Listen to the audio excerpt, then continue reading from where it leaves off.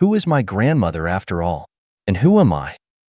Xiefeng. If one contemplates the heavens and earth incessantly, profound principles will eventually become clear. Let's leave it to fate. These are two phrases that my grandmother often said when telling fairy tales. Contemplate the heavens and earth?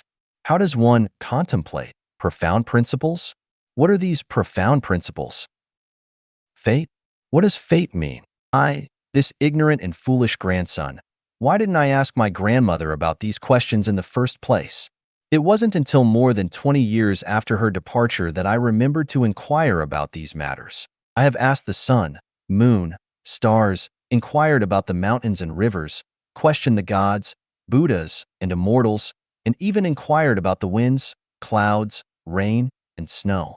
The answer I received was mystery. I have no choice but to trace back to my grandmother and suddenly realize that this grandmother of mine is extraordinary.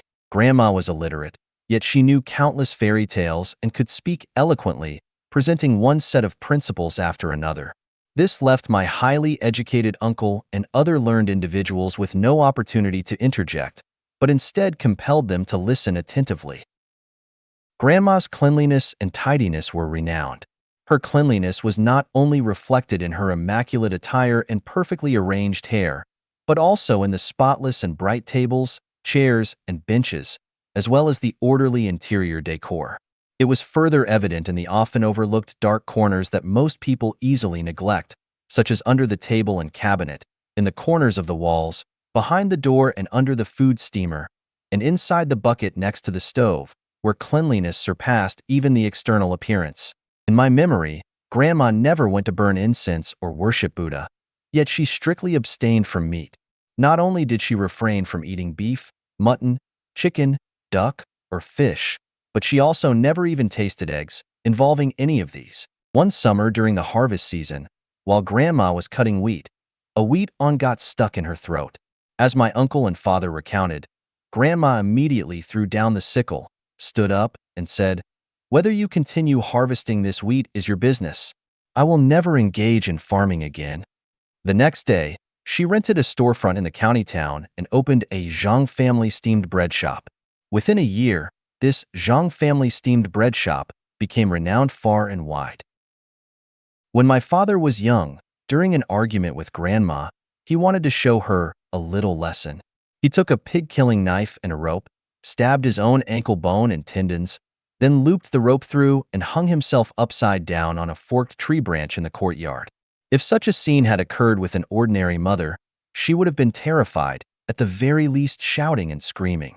However, my grandmother, witnessing her son's foolish act, calmly and disdainfully pointed at her own neck and said, "Son, stabbing your ankle is nothing remarkable. If you want to stab here next time." After saying this, she completely disregarded her own son hanging upside down on the tree as if nothing had happened and walked away. My father, watching Grandma's receding figure, was completely conquered.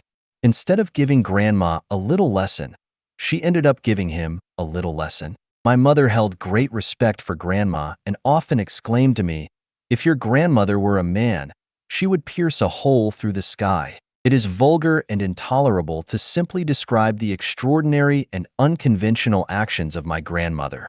How could she, an illiterate peasant woman, possess knowledge of so many fairy tales? Why would a person who does not burn incense or worship Buddha abstain from meat?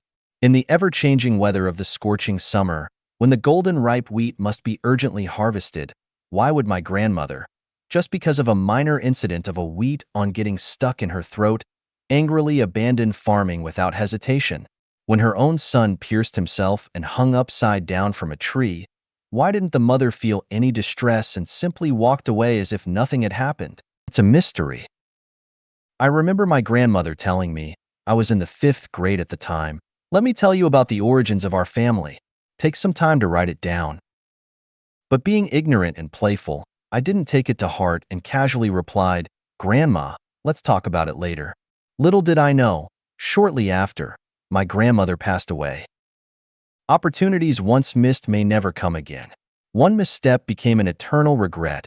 I lost my roots. As a lost individual without roots, I'm like a drifting duckweed, aimlessly floating on the vast sea, carried by the currents without a sense of direction. I don't know where I came from or where I'm heading. While reading the Bible, it suddenly dawned on me that everything my grandmother did was for my sake. Before Jesus came to earth, heaven sent John as a precursor to prepare the way for him. Before I came to this world, the kingdom of heaven sent my grandmother to enlighten and guide me, who was about to be born. So, who is my grandmother after all? And who am I? Countless sleepless nights of realizations and the wonders of nature have led me to contemplate the profound principles and discover my own roots. I have come to understand why the greatest creator has laid down the 36 8-diagram arrays in the universe and have unraveled the mysteries of deciphering these 8-diagram arrays. Oh, the greatest creator. Your love for me is immeasurable, and even if I had billions of years, it would be difficult to repay.